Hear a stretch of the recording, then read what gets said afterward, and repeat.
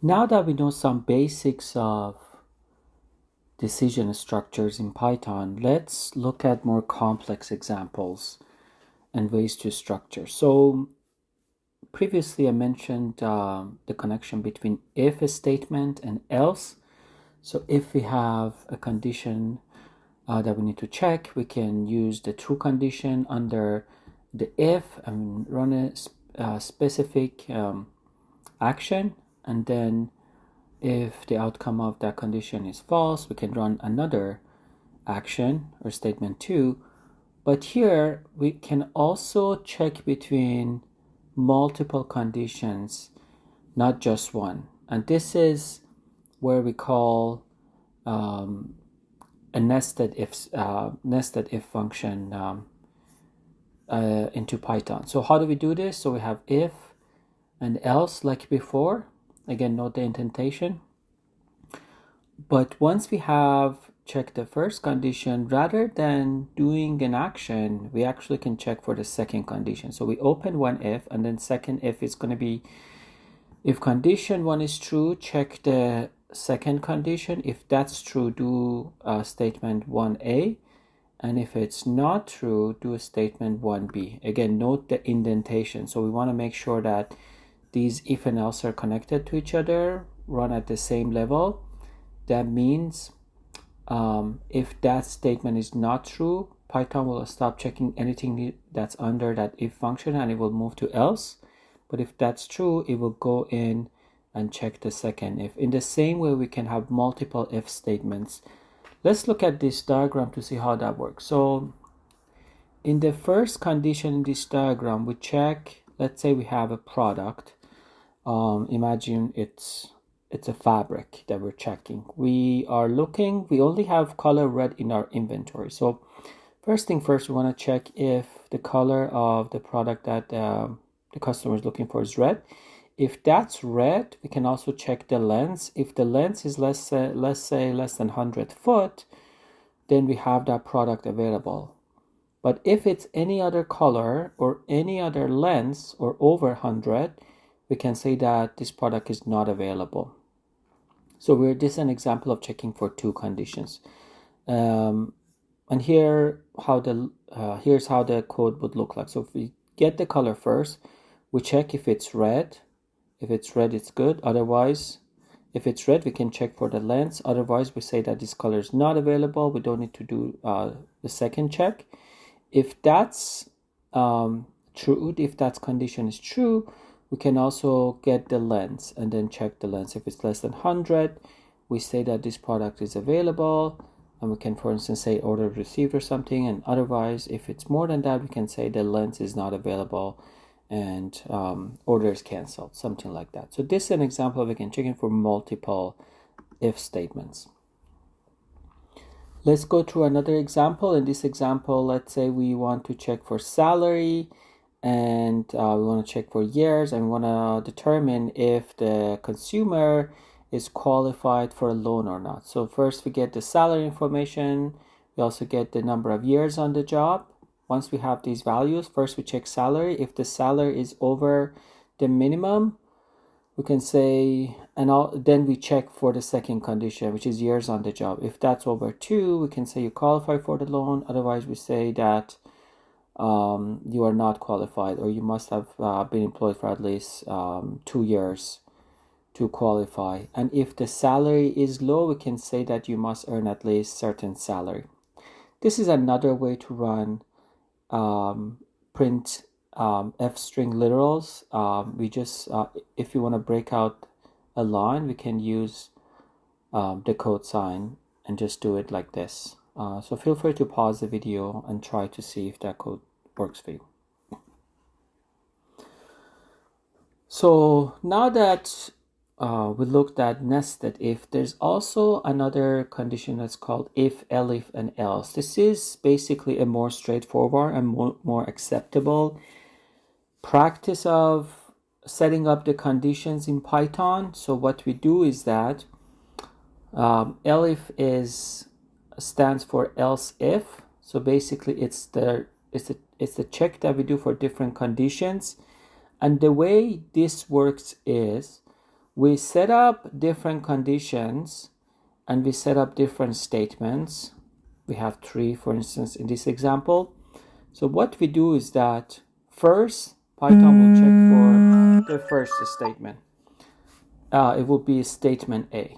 The second, if that doesn't work, Python will check for the second condition. And the order of these conditions matter quite a bit. It's the way that we set up these conditions that Python will use in order to check the logic. So we say if that doesn't work, check for the second condition. And if both of these are false, then for any other action you can use, for any other condition you can run a statement C. We can have hundreds of these elif statements, and the last one could be else.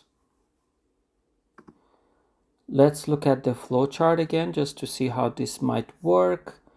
We have, in this example, we are checking for a grade. Let's say we want to see if the grade is going to fall into a certain category.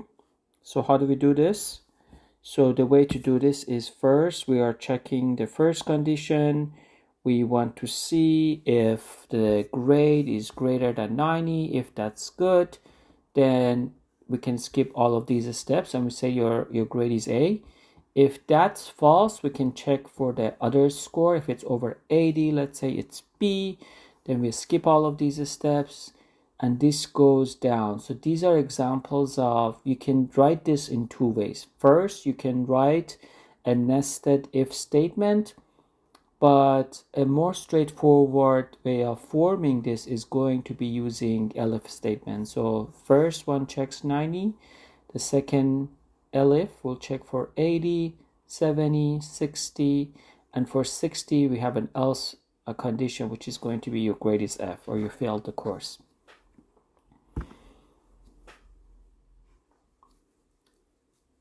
Another important concept when we are writing decision structure is knowing and, or, and not. So we have these operators, these 3 operators, and the way they work is that they are helping us, first of all, define a condition that might be a little bit more complex or reverse a certain condition. In the case of not, when we use the not operator, we basically reverse the condition that's being checked. So if the outcome of that condition was true, if we use not, it's going to be false now. And if it was false, now it's going to be true. So this is an example. If x was false, if we say not x, that condition is going to be true. And if x was true, then not x is going to be false. We have examples of these that I will review later on. How about AND operator? AND operator basically takes 2 Boolean expression as operands, and it's true when both operands are true, and it can be used to simplify nested decision structures. Let's say we are checking for 2 different conditions, but when we use AND, they both have to be true for that whole condition to be true. Let's say if one of them is false, either x or y is false, the outcome of condition is false, and if both are false, obviously the outcome of that condition is going to be false too. Basically, we call it a short circuit evaluation. If one is false, we can skip that whole operation, and the outcome is going to be just false.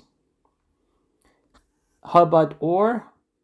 Or basically takes Boolean expressions, and what it does, if one of them is true, then the outcome of that condition is going to be true. That's the difference. So let's say if we are checking for x and y, if both are false, the outcome of x or y is going to be false. Any other condition, if one or both of them are true, the outcome of that is going to be true. So basically, we are checking to see if one of them is true, and we can then evaluate the outcome of that operation as a whole to be true. These are very useful, especially if you're checking, let's say, the range of numbers. For instance, if we want to check if an hour that was provided is between 0 and 24, we can say it must be, we check if it's greater than 0 and less than 24. So if we're checking something and we want to know if that's within the range, we're using AND operator. If we want to check a value and see if that's an outside of a specific range, that's the case for using OR statement. Let's say if you can say if the hour is less than 0 or hour is greater than 24. So this is great when we're trying to check if something is out of the range. Here are some examples between 1 and 10. Let's say we can say x is greater or equal to 1 and it's less or equal to 10. Or we can say greater than 0 and less than 11. All of these are basically equal statements. Same thing if you want to check for between 11 and 20. So we can say greater or equal to 11 or just greater than 10. And this goes on. So it's very useful in terms of doing comparison. What about the strings? When we are comparing strings, we can use the double equal sign or not equal operators. String comparisons, note that it's case sensitive. If I want to go back and show that example we had from before, for instance, in this example, if I'm putting a color red, let's say if R is capital, this condition is going to be false because it's case sensitive. So the user needs to put exactly this phrase in order to go through this, to get true value for this statement. But there are ways to get around it. For instance, we can use different functions in order to make sure that we are covering different variations of a string. But again, it's important to know that it's case sensitive. We can compare greater or less or greater than equal. And the way it works based on the way that the ASCII values for each character work out. And if, let's say, for instance, if we have a letter that starts with A, that's going to be coming shorter than a string that starts with letter B. So basically, it's a good way to sort values alphabetically. So you can pause the video here. I have a couple of examples. Make sure that you work on these and you go through these and make sure you have answers. And I might ask questions about these in class. So a company decides to give 5% bonus if they have worked, employees have worked for at least 5 years. Write a code to check how that works. We can also get two values for a rectangle and see if it comes out on a square or not. And we can print different values.